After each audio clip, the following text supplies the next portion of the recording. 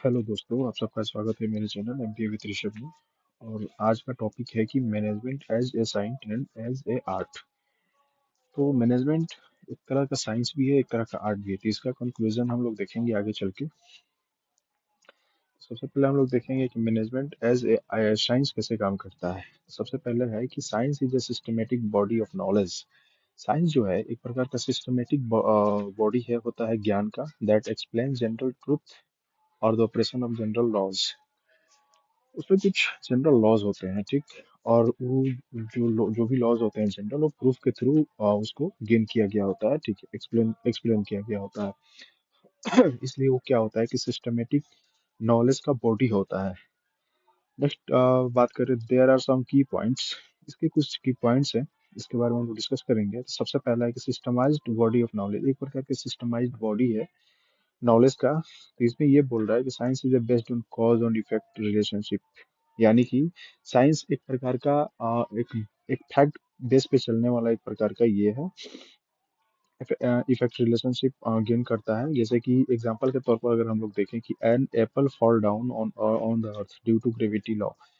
Apple एक एक सेब नीचे गिरता है, धरती पे गिरता है, तो क्यों गिरता है? उसके लिए कुछ खास वजह होगी। तो सबसे पहले उसकी वजह को हम लोग देखेंगे। तो उसका वजह क्या है कि ग्रेविटी लॉ है, इस वजह से वो सेब नीचे गिरता है। सेकंड है कि प्रिंसिपल बेस्ड ऑन एक्सपेरिमेंट। इसका जो भी प्रिंसिपल्स होता है ना, उसको एक्सपेरिमेंट करके उसको उस प्रिंसिपल को बनाया गया होता है, ठीक है। Scientific principle are first develop through observation. यानी कि किसी भी काम को करने के लिए सबसे पहले ऑब्जर्वेशन किया जाता है। ऑब्जर्वेशन के थ्रू कुछ उसके जो भी एलिमेंट्स निकल के आते हैं उसको प्रिंसिपल बनाया गया होता है, and then tested through experiment. उसके बाद उसको एक्सपेरिमेंट किया जाता है, ठीक। एक्सपेरिमेंट करके उसको टेस्ट किया जाता है। थर्ड है कि यूनिवर्सल वैलिडिटी। यूनिवर्सल वैलिडिटी में हम लोग देखेंगे कि science principle have some universal validity. Science का जो भी प्रिंसिपल होता है उसमें कुछ यूनिवर्सल वैलिडिटी भी होती है। नेक्स्ट हम लोग बात करें कि मैनेजमेंट इज एन आर्ट। तो मैनेजमेंट एक प्रकार का आर्ट है।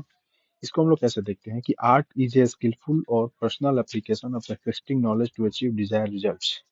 आर्ट एक प्रकार का स्किलफुल एंड पर्सनल एप्लीकेशन होता है नॉलेज का, जो जो कि हम लोग अपने इच्छा अनुसार उसको उसका उपयोग करके कुछ हम लोग अचीव करते हैं और रिजल्ट हम लोग लेते हैं। तो इसके कुछ की फीचर्स हैं। तो सबसे पहले अगर हम देखेंगे कि existing of theoretical knowledge.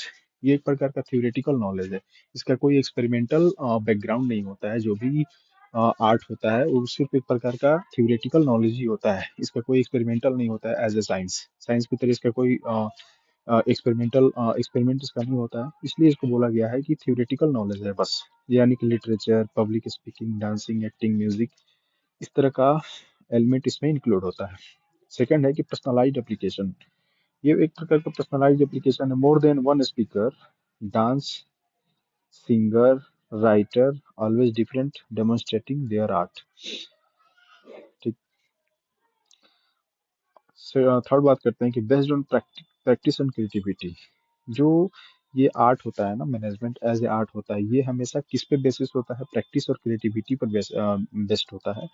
All music is based on 7 notes. यानी कि जो म्यूजिक के जो भी नोट्स हैं, सॉरी यहाँ पे नोट्स हो गया, नोट्स होता है, नोट्स पे वो सब सारे के सारे म्यूजिक 7 नोट्स पे ही बेस्ड है। और the composition of musician is unique or different because these notes are used in various types of manners on manners by artists। यानी कि उसी 7 नोट्स को बहुत सारे आर्टिस्ट के द्वारा अलग अलग तरीकों से उसका उपयोग करके अलग अलग म्यूजिक बनाया जाता है।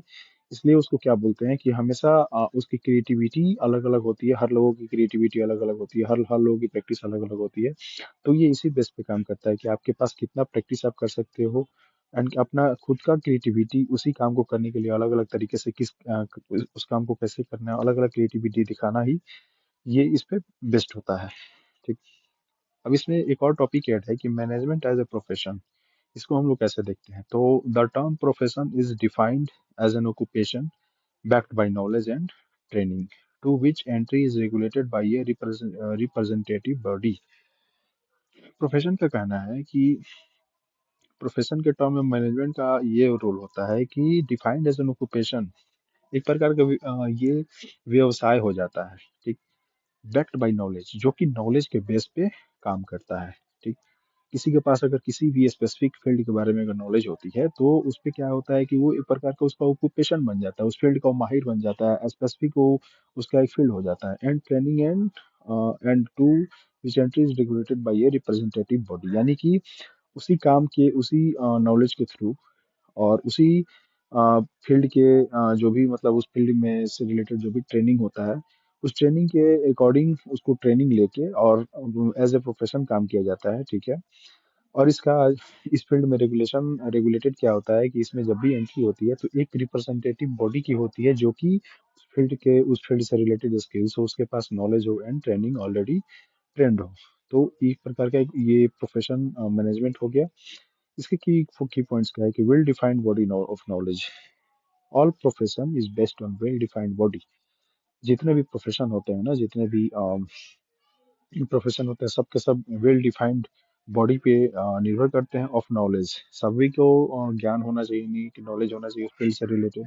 जितने भी प्रोफेशन है वो सबके उस प्रोफेशन से रिलेटेड जो भी एम्प्लॉय होगा उस फील्ड के बारे में बहुत ज़्यादा नॉलेज होना चाहिए। That can be acquired through instruction, and उस इंस्ट्रक्शन के थ्रू उसको क्या करता है कि वो एक्वायर किया जाता है। सेकंड है कि रेस्ट्रिक्टेड एंट्री। रेस्ट्रिक्टेड एंट्री में कौन कौन क्या क्या होता है? For being a specific professional that can learning a professional course, and without this course and the entry should be limited or restricted of any profession field। इसका कहना है कि प्रोफेशनल बनने के लिए, किसी मैनेजमेंट में एक प्रकार का प्रोफेशनल रोल के लिए सबसे पहले होना चाहिए कि उसको उससे उस फील्ड से रिलेटेड उसके पास नॉलेज होना चाहिए, कोर्स किया हुआ होना चाहिए। Without this course the entry should be limited. अगर कोर्स नहीं किया है तो उसकी लिमिटेड उस क्षेत्र में होगी, सॉरी उसमें उस फील्ड में एंट्री होगी, लेकिन उसको लिमिटेड किया जाएगा कि किस एक लास्ट स्टेप के बाद आपको आगे नहीं बढ़ना है उस फील्ड में। और restricted that any professional field, या फिर उसको रेस्ट्रिक्ट किया जाता है, पूरी तरीके से रेस्ट्रिक्ट किया जाता है उसकी, वो आगे की तरफ आगे अपना स्टेप ना बढ़ा पाए। थर्ड नंबर है कि प्रोफेशनल एसोसिएशन, यानी कि जिसे में आईसीएआई हो गया, बार काउंसिल हो गया, आईएमए हो गया। तो जैसे में बार काउंसिल को लेकर अगर हम लोग एग्जांपल लें तो जो भी लॉ करता है उसको बार काउंसिल का सर्टिफिकेट और लाइसेंस होना जरूरी है। फिर वो क्या कर सकता है, लॉ को अपने प्रोफेशन के रूप में वो परस्यू कर सकता है, अदरवाइज उसकी डिग्री के कोई वैल्यू नहीं होती है। तो बस आज के लिए इतना ही। और यही रिक्वेस्ट आप सबसे कि वीडियो को ज़्यादा से ज़्यादा लाइक करें, सब्सक्राइब करें एंड कमेंट तो ज़रूर ही करें, ताकि मुझे पता चल सके कि आप लोगों को वीडियो अच्छी लगी। Thank you so much.